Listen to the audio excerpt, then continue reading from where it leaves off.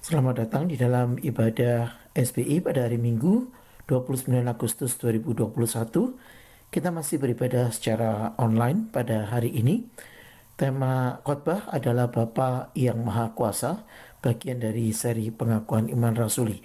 Diambil dari Kejadian 50 ayat 15 sampai dengan ayat yang ke-26.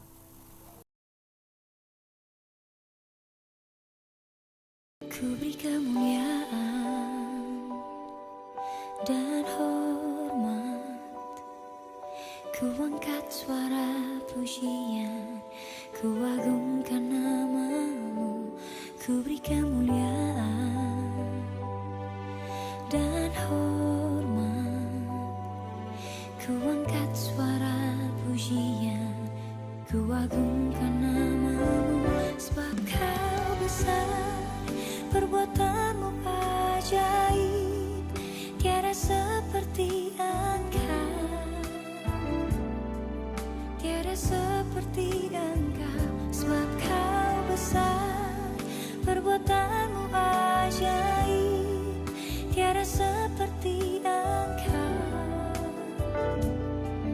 tiada seperti seperti Engkau,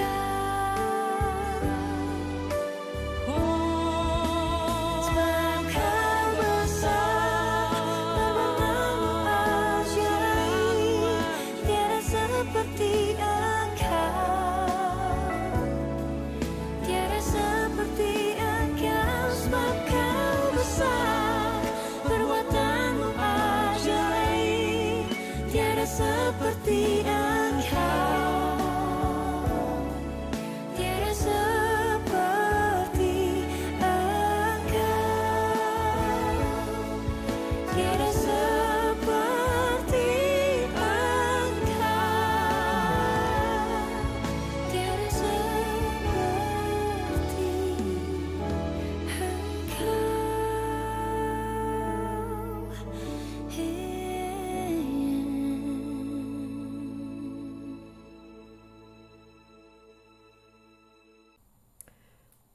Mazmur nomor 24 ayat 1-3 mengatakan, Tuhanlah yang empunya bumi serta segala isinya, dan dunia serta yang diam di dalamnya.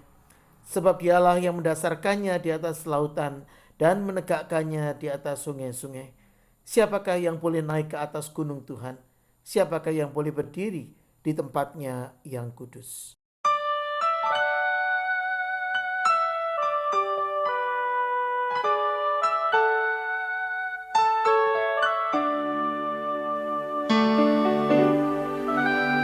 Aku tahu kan hari esok, namun langkahku tegap.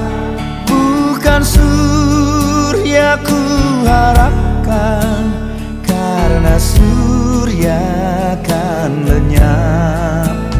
Oh, tiada ku gelisah akan masa menjelang.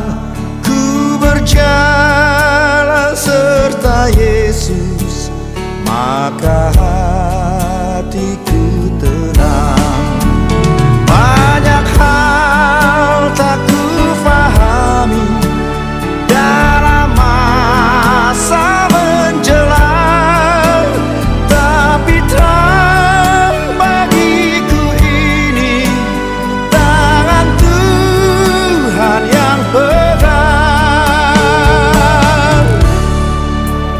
Makin teranglah perjalanan, makin tinggi aku naik, dan bebanku makin ringan. Makin nampaklah yang baik. Di sanalah terang abadi, tiada tangis dan keluh. Di negeri seberang pelangi, kita akan bertemu. Banyak hal tak ku fahami dalam masa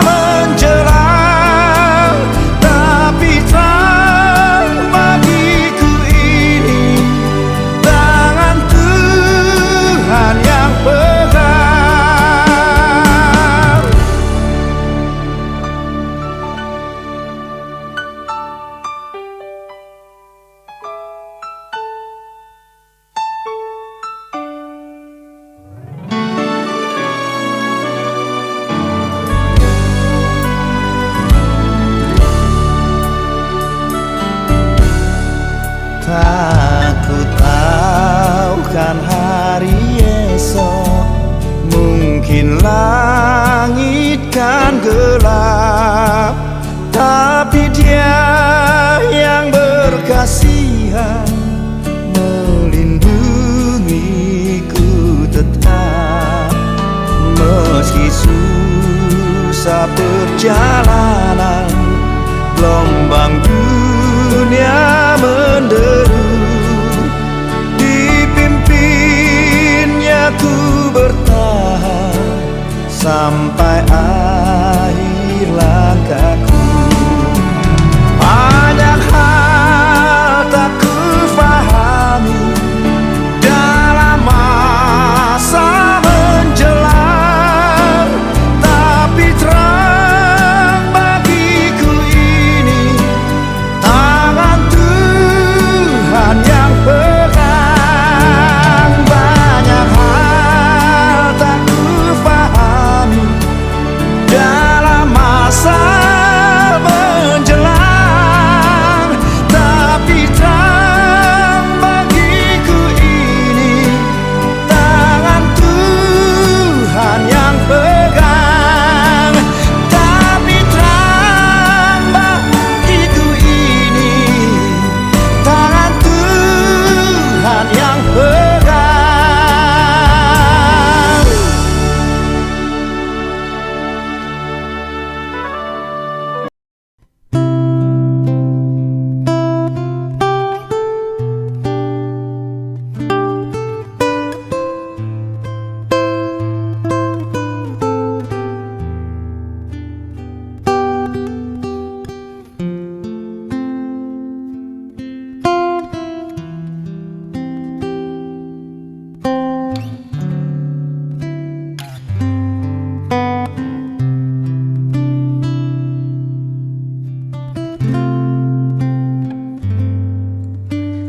Kasih yang sempurna telah ku terima darimu, bukan karena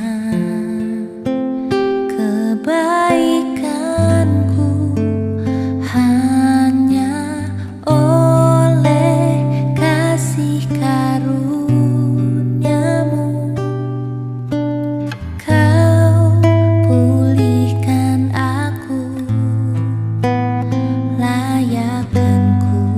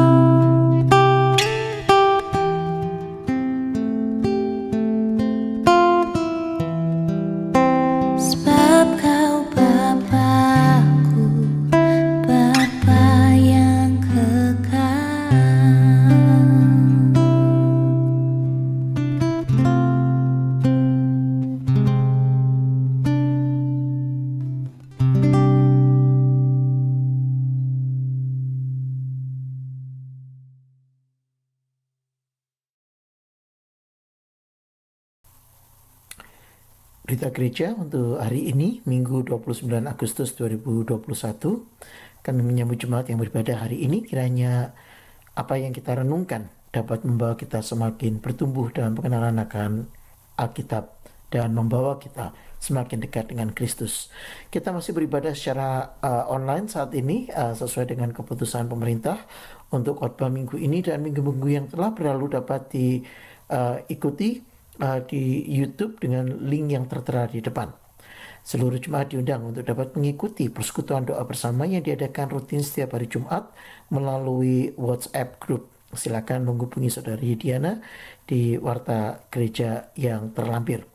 Majelis diingatkan untuk menghadiri rapat secara online pada hari Jumat 3 September 2021 mulai pukul 19.30. Dan dalam ibadah minggu depan kita akan merayakan perjamuan kudus dan juga merayakan Father's Day. Mohon jemaat dapat mempersiapkan diri. Tuhan memberkati.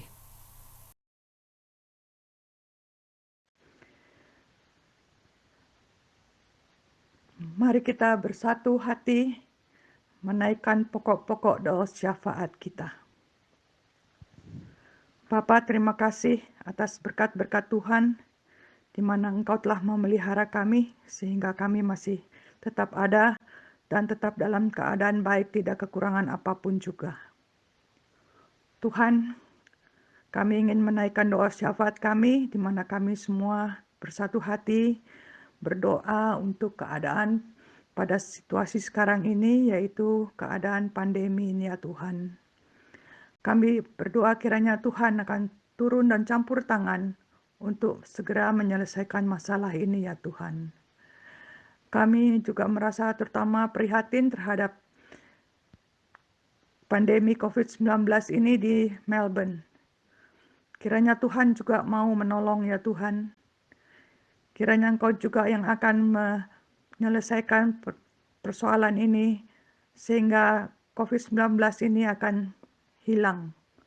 Terutama untuk di Australia dan juga untuk seluruh dunia ya Tuhan. Kami berdoa untuk banyak orang supaya mau mendisiplinkan diri dan mendengar peraturan pemerintah. Sehingga kami semuanya boleh berada pada sisi yang aman ya Tuhan. Biarlah semuanya itu boleh kami perhatikan ya Tuhan, sesuai apa yang harus kami dengarkan dari pemerintah kami. Kami juga prihatin terhadap COVID-19 di Indonesia ya Tuhan. Kiranya Tuhan akan menolong juga ya Tuhan, berikan pemimpin di sana untuk bersatu hati bersama-sama, menjadi satu untuk menyelesaikan perkara ini ya Tuhan. Dan juga begitu banyak orang-orang yang harus diatur ya Tuhan, kiranya rakyat Indonesia juga mau mengikuti peraturan-peraturan yang ada dan boleh mengerti betapa tidak baiknya penyakit ini ya Tuhan, sehingga mereka boleh mengikuti peraturan-peraturan yang telah ditentukan oleh pemerintah. Dan biarlah semuanya itu akan segera juga berlalu ya Tuhan. Lindungilah saudara-saudara kami yang di sana supaya mereka juga jauhkan dari sakit penyakit ini. Bapa, kami juga berdoa untuk pergumulan gereja SBI ya Tuhan, kiranya Engkau akan terus membangun pertumbuhan jemaat dan persekutuan-persekutuan yang ada, dan biarlah kami selalu bersatu hati, terutama di dalam masa pandemik ini ya Tuhan, sehingga kami tidak terasa terhilang satu dengan yang lain. Tuhan, biarlah Engkau akan menyertai SBI ini terus ya Tuhan. Kami mengingat terutama bagi para orang tua, kami ingat Tante Kirana. Ya Tuhan, kiranya Engkau juga akan mau memelihara Tante Kirana dan orang tua yang lain ya Tuhan. Biarlah kami semua boleh dijaga dan dibungkus oleh darah-Mu ya Tuhan. Biarlah satu persatu dari kami kiranya akan terus berada dalam keadaan sehat, dijauhkan dari segala sakit penyakit yang mengkhawatirkan Tuhan. Tuhan, kami berdoa, sebentar lagi kami akan mendengar firman Tuhan yang akan dibawakan oleh Pendeta Bagus. Kiranya Engkau akan menyertai firman ini ya Tuhan, sehingga kami boleh mengerti semua dengan apa yang ingin difirmankan, yang ingin dikatakan Tuhan kepada kami, sehingga kami boleh mengerti ya Tuhan. sertailah pendeta Bagus dan segala pelayanannya ya Tuhan, sehingga ia boleh diberkati dan juga keluarganya, dan pelayanannya pun akan terus berjalan dengan baik sesuai dengan kehendak Tuhan. Terima kasih ya Bapa untuk semuanya, ampunilah atas dosa dan kesalahan kami, dan biarlah Engkau mau mendengar doa kami ini ya Tuhan yang tidak sempurna ini. Kami naikkan doa ini di dalam nama-Mu saja ya Tuhan, Tuhan Yesus Kristus. Amin. Kini saatnya untuk kita memberikan persembahan yang dapat diberikan melalui direct deposit atau bank transfer pada rekening yang tertera di depan. Tuhan memberkati.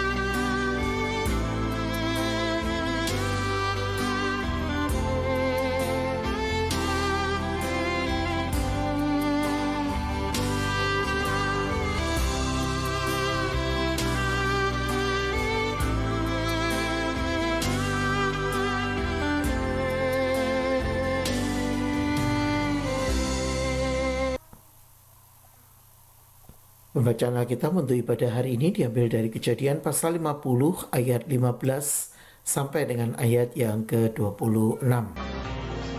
Ketika saudara-saudara Yusuf melihat bahwa ayah mereka telah mati, berkatalah mereka, boleh jadi Yusuf akan mendendam kita dan membalaskan sepenuhnya kepada kita segala kejahatan yang telah kita lakukan kepadanya. Sebab itu mereka menyuruh menyampaikan pesan ini kepada Yusuf. Yusuf, sebelum ayahmu mati, ia telah berpesan, beginilah harus kamu katakan kepada Yusuf, ampunilah kiranya kesalahan saudara-saudaramu dan dosa mereka, sebab mereka telah berbuat jahat kepadamu. Maka sekarang ampunilah kiranya kesalahan yang dibuat hamba-hamba Allah ayahmu. Lalu menangislah Yusuf ketika orang berkata demikian kepadanya. Juga saudara-saudaranya datang sendiri dan sujud di depannya serta berkata, kami datang untuk menjadi budakmu. Tetapi Yusuf berkata kepada mereka, janganlah takut, sebab aku inikah pengganti Allah.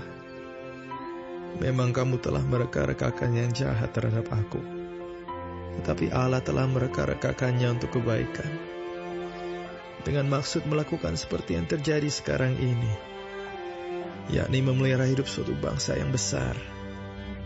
Jadi janganlah takut. Aku akan menanggung makanmu dan makan anak-anakmu juga. Demikianlah ia menghiburkan mereka dan menenangkan hati mereka dengan perkataannya. Adapun Yusuf, ia tetap tinggal di Mesir beserta kaum keluarganya, dan Yusuf hidup 110 tahun.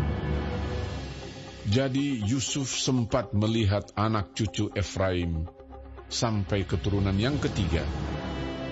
Juga anak-anak Makhir, anak Manasye, lahir di pangkuan Yusuf. Berkatalah Yusuf kepada saudara-saudaranya, "Tidak lama lagi aku akan mati.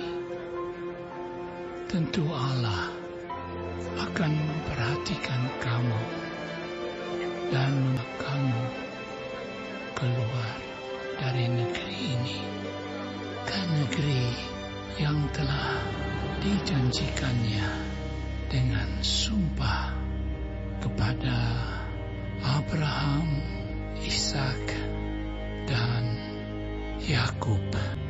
Lalu Yusuf menyuruh anak-anak Israel bersumpah. Katanya, "Tentu Allah akan memperhatikan kamu. Pada waktu itu, kamu harus membawa tulang-tulangku dari sini." Kemudian matilah Yusuf, berumur 110 tahun. Mayatnya dirempah-rempahi dan ditaruh dalam peti mati di Mesir.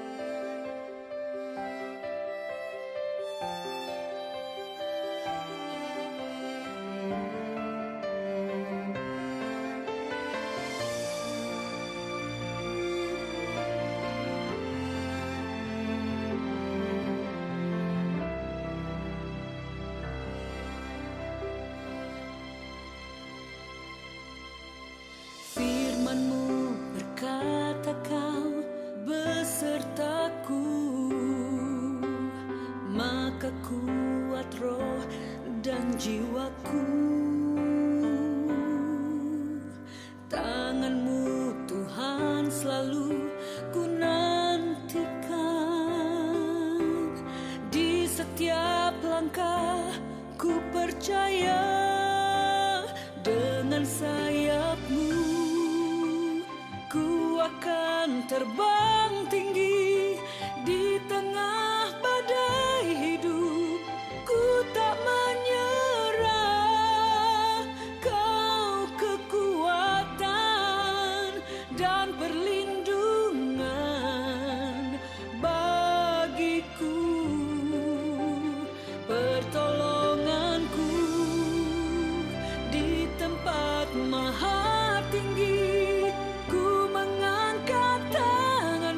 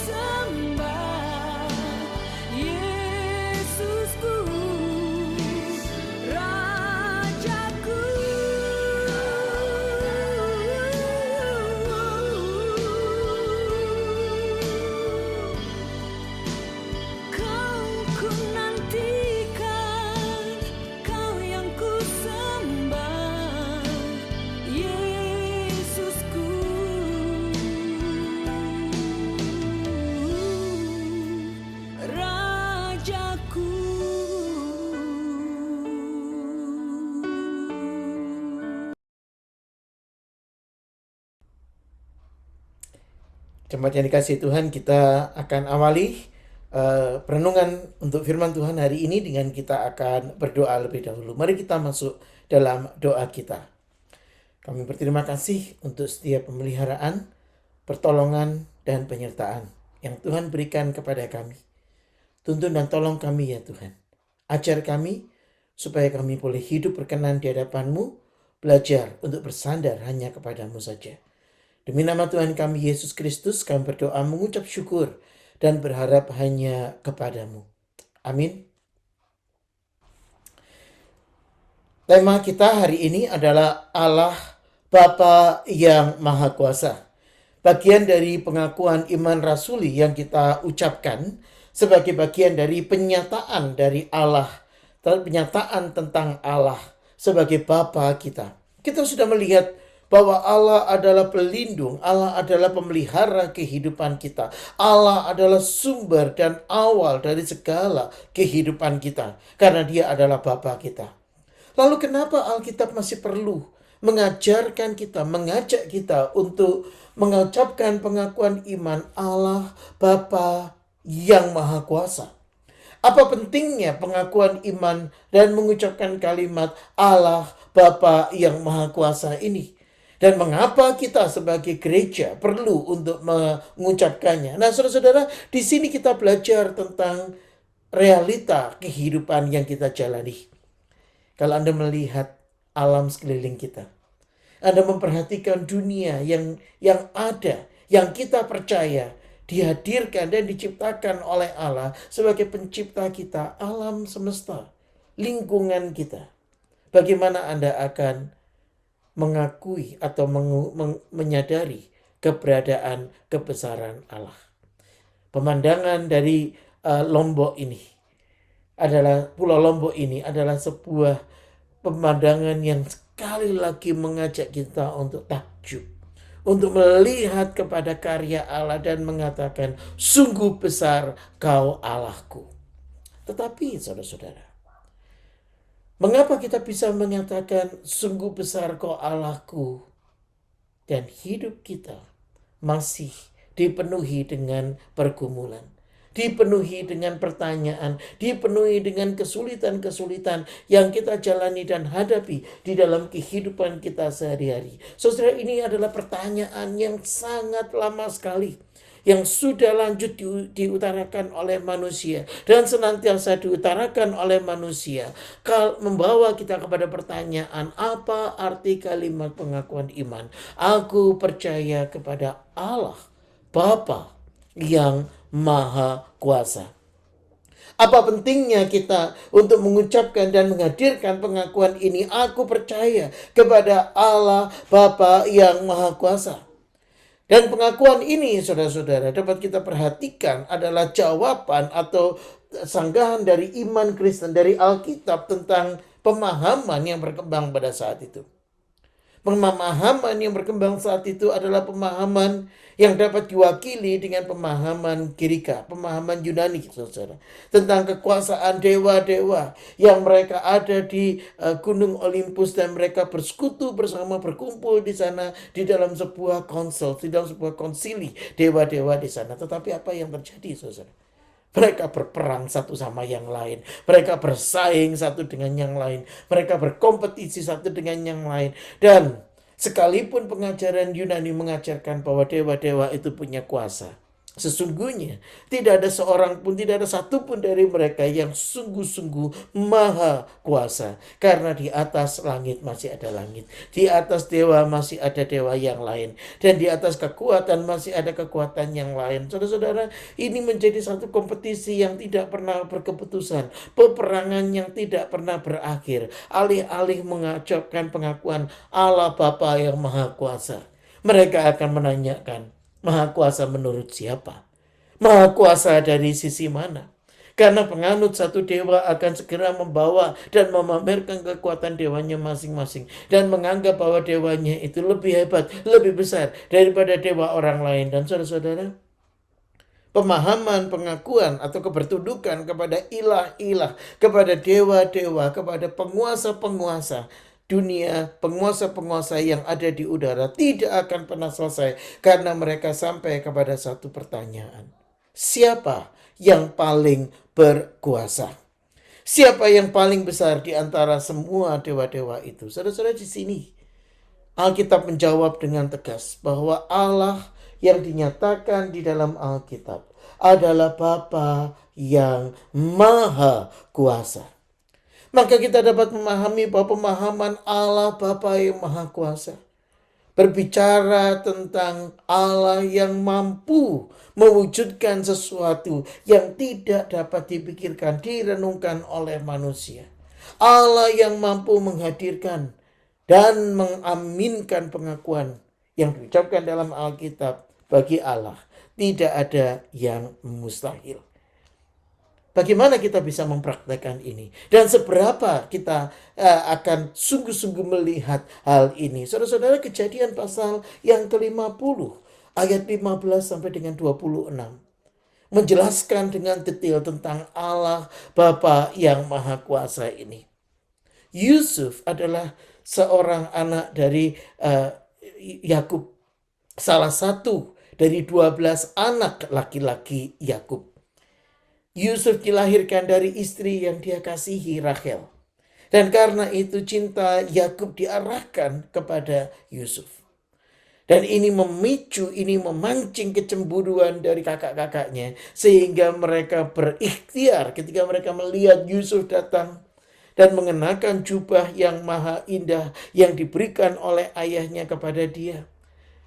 Mereka berikhtiar untuk membunuh dia, tetapi melalui satu cara, melalui satu negosiasi dari kakaknya Reuben, maka Yusuf kemudian dibuang ke sumur. Tetapi ketika pedagang-pedagang Midian datang, mereka menjual Yusuf sebagai budak. Mereka menjual Yusuf supaya dijauhkan dari mereka. Mereka menjual Yusuf sebagai cara yang terbaik untuk tidak lagi berasosiasi atau bersekutu dengan adiknya ini. Dan saudara-saudara, Yusuf kemudian masuk kepada satu masa yang menjadi pertanyaan bagi banyak orang. Bagaimana dia bisa akan bertahan? Bagaimana dia mampu untuk bertahan? Dia hanya seorang muda umur 17 tahun. Yang belum punya pengalaman kehidupan, yang selama ini tidak pernah jauh dari ayahnya. Dan sekarang dia harus menjalani perbudakan. Dan pada masa itu perbudakan sangat-sangat liar dan sangat-sangat menyedihkan. Dan ada kemungkinan Yusuf akan mati ketika dia dalam perbudakan. Tetapi apakah kakak-kakaknya peduli? Apakah saudara-saudaranya memikirkan tentang resiko ini? Bagi mereka yang penting Yusuf hilang dari pandangan dan hidup berjalan seperti biasa. Saudara, tapi hidup tidak berjalan seperti biasa. Peristiwa dalam kehidupan mereka membuat mereka mengalami kesulitan, mengalami pergumulan, kelaparan melanda daerah di mana mereka tinggal, dan mereka mendengar di Mesir ada makanan, ada persediaan, ada penjualan gandum untuk orang-orang yang kelaparan. Mereka harus membayar. Bagi Yakub dan anak-anaknya ini bukan sesuatu yang sulit. Maka mereka pergi ke Mesir. Apa yang mereka dapati di sana? Waktu itu 13 tahun sudah berlalu dari masa mereka menjual adiknya. Mungkin bagi mereka adiknya sudah tidak ada lagi dalam memori. Adiknya tidak ada lagi di dalam daftar hadir atau kenangan kehidupan mereka. Dia sudah bagian dari masa lalu. Tetapi sekarang 13 tahun kemudian mereka berhadapan dengan adiknya ini. Yang sekarang menjadi penguasa Mesir. Yang sekarang memegang kendali. Yang sekarang memiliki hak dan memiliki otoritas penuh, kewibawaan penuh atas penjualan bahan-bahan makanan yang mereka butuhkan.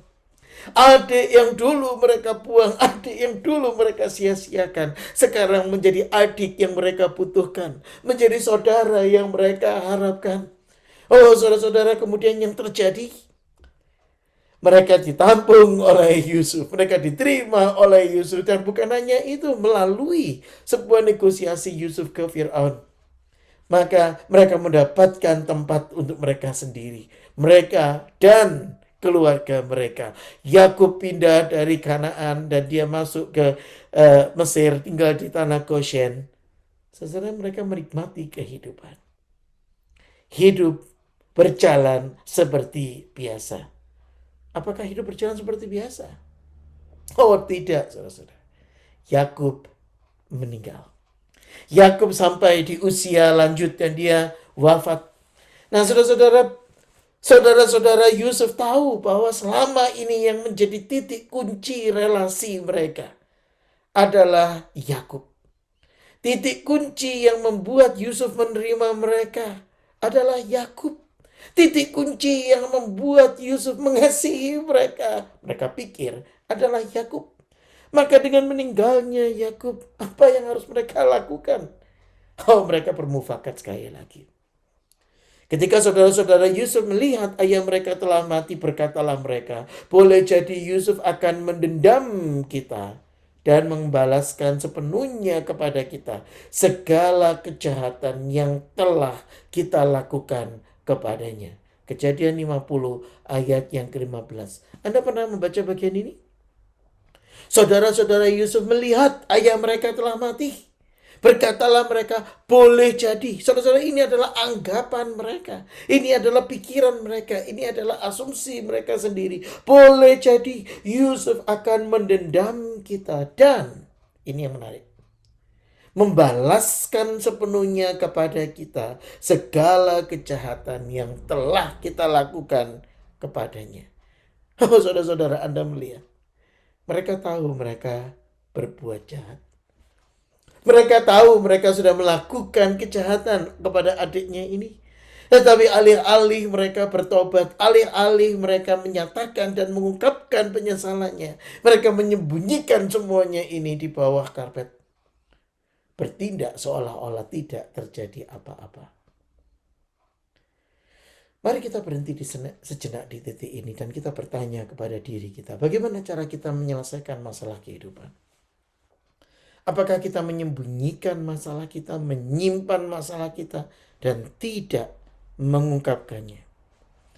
Mari kita merenungkan sejenak cara yang diambil oleh saudara-saudara Yusuf ini. Bagaimana mereka tidak memberikan waktu, tidak memberikan kesempatan, tidak memberikan saat untuk mereka menyelesaikan masalah.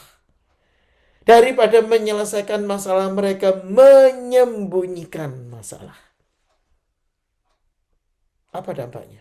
Apa akibatnya? 13 tahun sudah berlalu dan mereka masih dihantui dengan apa yang mereka lakukan, kejahatan yang telah kita lakukan kepadanya. Saudara-saudara, mereka melihat Yusuf sebagai seorang yang mereka kerjain. Mereka berikan tindakan. Mereka lakukan kelicikan atas dia. Dan sekarang mereka berpikir bahwa mereka akan mendapatkan ganjaran balasannya.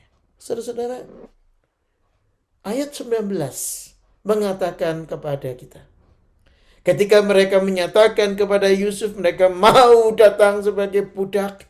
Mereka siap untuk menerima apa yang akan diperlakukan Yusuf kepada mereka. Tetapi mereka merekayasa cerita, mengatakan bahwa Yakub, ayah yang sudah meninggal, berpesan untuk mengampuni mereka. Saudara, kalau Anda baca baik-baik, Yusuf ada bersama-sama dengan Yakub ketika Yakub akan meninggal. Jadi jelas sekali mereka sekali lagi berbohong. Nyata sekali bahwa mereka sekali lagi berdusta. Mereka tidak menyelesaikan masalah, tetapi mereka mencoba menyembunyikan masalah. Perhatikan cara Yusuf berhadapan dengan mereka. Tetapi Yusuf berkata kepada mereka, janganlah takut.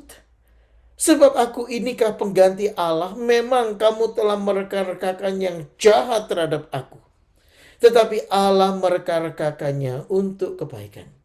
Dengan maksud melakukan seperti yang terjadi sekarang ini, yakni memelihara hidup suatu bangsa yang besar. Jadi janganlah takut, aku akan menanggung makanmu dan makan anak-anakmu juga. Demikianlah ia menghiburkan mereka dan menenangkan hati mereka dengan perkataannya. Yusuf berkata kepada mereka, jangan takut, sebab aku inikah pengganti Allah. Yusuf meletakkan masalahnya, meletakkan situasi kehidupannya di hadapan Allah. Allah yang mana ini? Apakah ini Allah yang seperti dewa-dewa Yunani yang berperang satu dengan yang lain tadi? Ataukah Allah di sini adalah Allah yang memberikan kekuatan pada satu masa dan kemudian tidak mempedulikan situasi yang lainnya? Saudara-saudara perhatikan deskripsi uraian Yusuf tentang Allah yang ada di dalam buku yang pertama dalam Alkitab, firman Allah ini. Memang kamu telah mereka-rekakan yang jahat terhadap aku. Kamu mereka-rekakan yang jahat terhadap aku.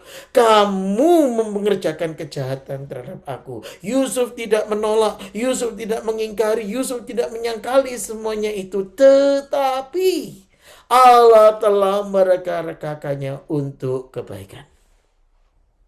Dengan maksud melakukan seperti yang terjadi sekarang ini. Kamu mereka-rekakan yang jahat. Kamu mengerjakan kejahatan kepadaku. Dan itu terjadi. Kejahatan yang kamu lakukan itu sesuatu yang nyata. Sesuatu yang real. Aku alami. 13 tahun dia menderita. Tetapi Allah telah mereka-rekakannya untuk kebaikan. Kejahatan yang direncanakan oleh saudara-saudara Yusuf, kejahatan yang dilakukan oleh saudara-saudara Yusuf, kejahatan yang diinisiasi, yang dikerjakan oleh saudara-saudara Yusuf, tidak sanggup untuk mengatasi kebesaran Allah yang berintervensi di dalam kehidupan Yusuf. Melalui kehidupan Yusuf, mengerjakan maksudnya. Dengan maksud melakukan seperti yang terjadi sekarang ini, yakni memelihara hidup suatu bangsa yang besar. Saudara, inilah kebesaran Allah. Inilah pernyataan Alkitab tentang Allah yang kita sembah di dalam dan melalui Tuhan Yesus Kristus.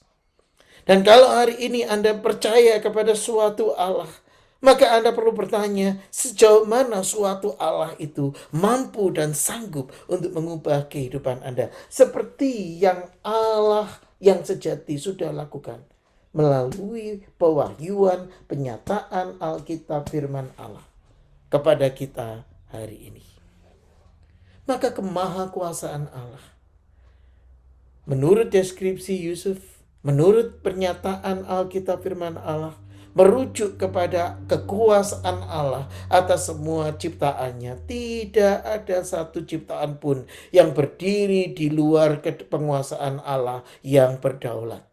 Dan tidak ada bagian dari ciptaan yang dapat menggagalkan rencana Tuhan. Saudara-saudara Yusuf berikhtiar yang jahat. Mereka rekakan kejahatan. Dan mereka mengerjakan kejahatan itu. Tetapi kejahatan yang mereka tindakkan diubah oleh Allah untuk menjadi kebaikan sesuai maksud Allah. Tidak ada bagian dari ciptaan yang dapat menggagalkan rencana Allah di masa depan. Kemahakuasaan Allah merujuk kepada rencana Allah yang terjadi dengan jitu dan pasti. Tidak ada satu titik pun, tidak ada satu molekul pun, tidak ada satu inti sel pun di dunia ini yang dapat lepas dari alam semesta dan membuat kekacauan bagi rencana Allah. Allah di dalam kasih memberikan kepada kita Kristus, memberikan kepada kita penyelamat sebagai jalan keluar dari dosa-dosa manusia. Inilah bukti kemahakuasaan Allah. Inilah bukti Allah yang mempedulikan kita. Oh, bagaimana mungkin Allah itu bisa mati? Ini yang seringkali digugatkan, dikecamkan oleh banyak orang tentang pengakuan iman. Bagaimana mungkin Allah itu bisa mati? Saudara-saudara, apakah kematian itu? Apakah kematian itu menakutkan untuk Tuhan? Allah adalah pemilik kehidupan, Allah adalah pemberi kehidupan. Maka kematian bukan sesuatu yang mengerikan bagi Tuhan. Karena Allah sanggup untuk mengubah hal yang buruk menjadi hal yang baik.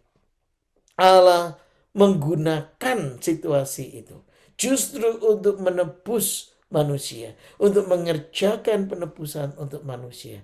Allah tidak perlu takut dengan kematian, karena Dia berkuasa atas kematian dan kebangkitan Kristus 3 hari sesudah Dia mati membuktikan semua itu.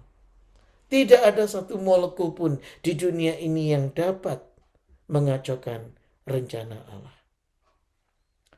Pemahaman kepada kemahakuasaan Allah merujuk kepada tidak ada satupun yang dapat bertahan melawan kuasa Allah. Hanya Allah. Pribadi yang paling besar hanya Allah. Keberadaan yang paling tinggi hanya Allah.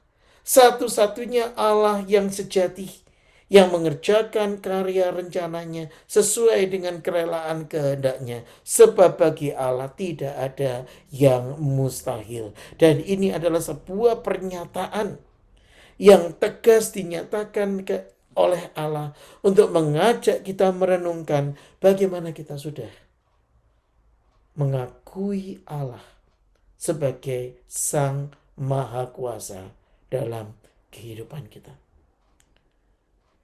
Bagaimana kita sudah belajar untuk meletakkan rencana-rencana kita di dalam perkenan rencana Tuhan. Dan bagaimana kita sudah belajar untuk membiarkan Allah mengerjakan kerelaan kehendaknya di dalam dan melalui diri kita. Sehingga doa kita bukan menjadi tuntutan, bukan menjadi daftar permintaan, tetapi sebuah permohonan yang kita sandarkan kepada Tuhan. Sebuah pernyataan iman yang mengungkapkan kesiapan kita untuk tunduk kepada Tuhan, mengikuti rencana Tuhan. Bukan kehendakku, melainkan kehendak-Mu yang jadi. Adalah nada kalimat doa, inti doa yang diajarkan oleh Tuhan kita, Yesus Kristus. Bagaimana dengan kehidupan doa Anda? Sudahkah Anda hidup, Anda mengerjakan, Anda memberikan kehidupan Anda kepada Tuhan? Sekali lagi, Allah berkuasa atas semua ciptaan. Tidak ada satu titik atau molekul yang dapat melepaskan dirinya di alam semesta ini dengan liar dan mengacaukan rencana Allah. Tidak ada satupun yang akan dapat bertahan melawan kuasa Allah. Apakah kita masih bersikeras untuk mendengar suara panggilannya? Apakah kita masih bersikeras untuk bertahan dan tidak mau memberikan hidup kita bertobat kepadanya? Adakah kita masih berpikir kitalah yang terbaik, rencana saya yang terhebat, hidup saya adalah yang paling sempurna, dan karena itu kita tidak mempedulikan orang lain dan tidak memperhatikan panggilan Allah kepada kita? Bagaimana hidup kita? Sudah sungguh-sungguh diarahkan dan dituntun hanya oleh Allah Bapa yang Maha Kuasa, supaya Anda dan saya dapat kembali kepadanya. Allah Bapa yang Maha Kuasa mengajak dan mengajar kita untuk sambil kita mengakui iman kita, kita juga menyaksikan keseharian iman di dalam kehidupan, di dalam praktek pergumulan kehidupan kita. Bagaimana hidup Anda dan saya sudah dipersembahkan, sudah diarahkan, dan sudah dilindungi, dibungkus oleh karya kuasa Allah, Bapa yang Maha Kuasa. Sudahkah Anda dan saya hidup bagi kemuliaan Kristus? Mari kita bersatu hati di dalam doa kita. Kami sekali lagi menyadari betapa kami berharap bersandar kepada Tuhan, Allah, Bapa yang Maha Kuasa. Pimpin dan sertai setiap kami ya Bapa. Tolong kami supaya kami boleh belajar untuk hidup bagi kebenaran-Mu, untuk belajar mengungkapkan dan menyatakan betapa besar Allah yang tidak terputus rencananya di dalam kehidupan setiap kami. Tuhan, ajar kami untuk menundukkan diri kami di bawah kemahakuasaan Allah dan menyerahkan pergumulan kami hanya di dalam perkenan kedaulatan rencana-Mu. Demi nama Tuhan kami Yesus Kristus, Tuhan dan Juru Selamat kami yang hidup, Allah kami yang setia, kami berdoa mengucap syukur dan berharap hanya kepada-Mu. Amin.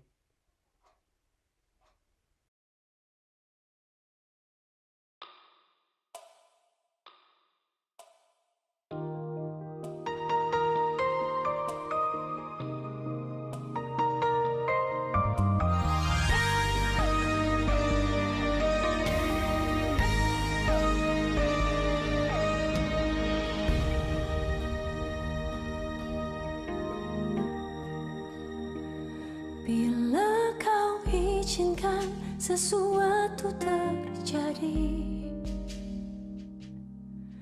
ku percaya semua untuk kebaikanku. Bila nanti telah tiba waktumu, ku percaya kuasa-Mu memulihkan hidupku.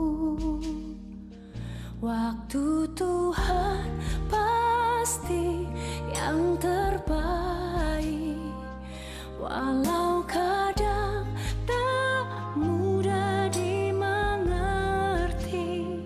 Lewati cobaan, ku tetap percaya waktu Tuhan pasti yang terbaik.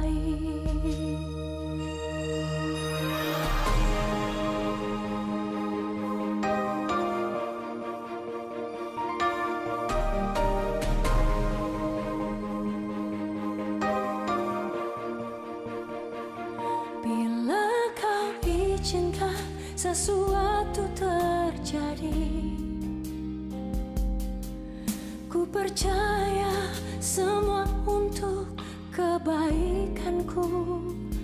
Bila nanti telah tiba waktumu, ku percaya kuasa-Mu memulihkan hidupku. Waktu Tuhan pasti yang terbaik, walau kadang tak mudah dimengerti. Lewati cobaan, ku tetap percaya waktu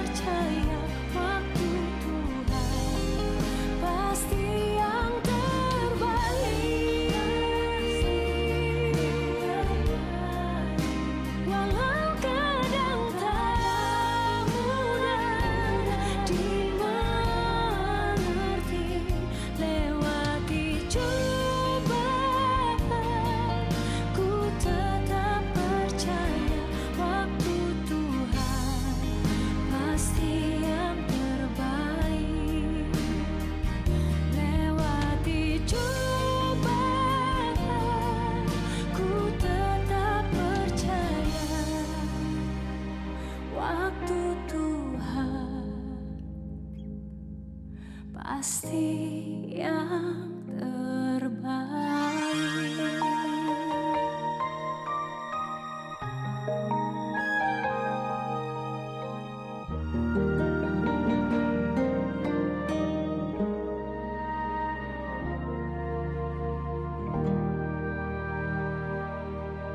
Jemaat yang dikasihi Tuhan, mari kita akhiri ibadah kita dengan menerima berkat dari Tuhan.